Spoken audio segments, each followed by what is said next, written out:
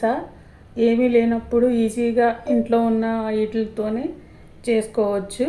కావాల్సినవి కప్పు బియ్యం పిండి, హాఫ్ కప్పు పెరుగు, 3 స్పూన్లు ఉప్మా రవ్వ, 2 స్పూన్లు మైదా, తగినంత సాల్ట్, కొంచెం జీలకర్ర, ఒక ఉల్లిపాయ, ఒక పచ్చిమిరపకాయ, క్యారెట్ తురుము, కొత్తిమీర. విధానం: పావు కప్పు పెరుగు తీసుకోవాలి. పెరుగు కొంచెం పుల్లగా ఉండడానికి, రెడీమేడ్ కదా, కొంచెం పుల్లగా ఉండడానికి పావు కప్పు పెరుగు.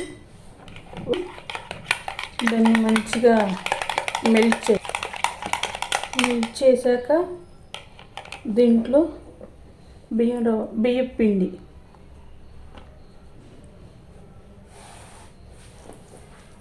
మూడు స్పూన్లు ఉప్మా రవ్వ,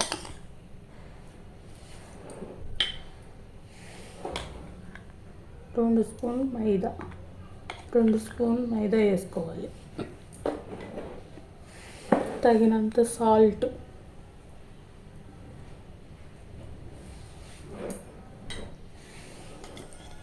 కొంచెం జీలకర్ర, తర్వాత కొంచెం ఉల్లిపాయ,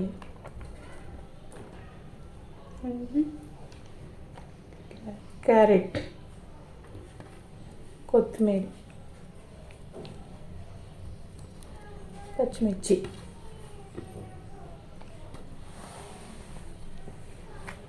మంచిగా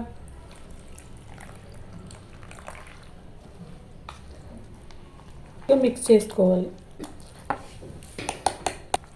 పిండి అంతా ఉండలు లేకుండా మంచిగా మిక్స్ చేసుకోవాలి. ఈ పిండి కొంచెం వాటర్గా ఉంటేనే బాగుంటుంది. బాగా పలుచగా చేసుకొని ఒక 10 నిమిషాలు పక్కకు పెట్టుకొని దోశ వేసుకోవాలి.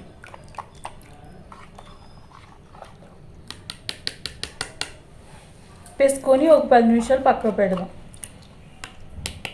స్టవ్ మీద పెనం పెట్టుకొని ఒక చుక్క ఆయిల్ వేసుకొని టిష్యూతో క్లీన్ చేసుకుంటే దోశ బాగా వస్తుంది.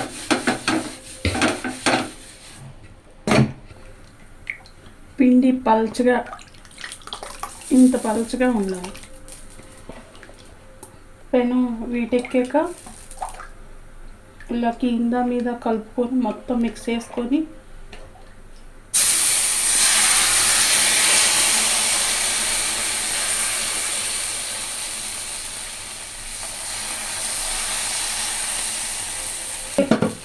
ఇలా వేసినప్పుడు కూడా మీకు ఇంకా దోశ రాకపోతే కొంచెం వరిపిండి కలుపుకోండి, అప్పుడు ఇంకా మంచిగా వస్తాయి. కొంచెం ఆయిల్ వేసుకుందాం.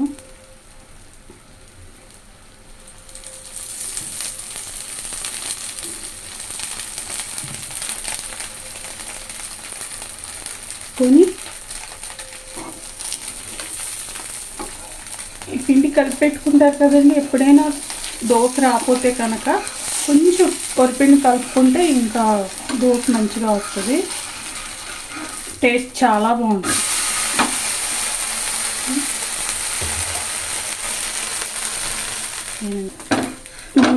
ఇంత ఈజీగా చేసుకోవచ్చు కూడా ఉంటుంది దోశ.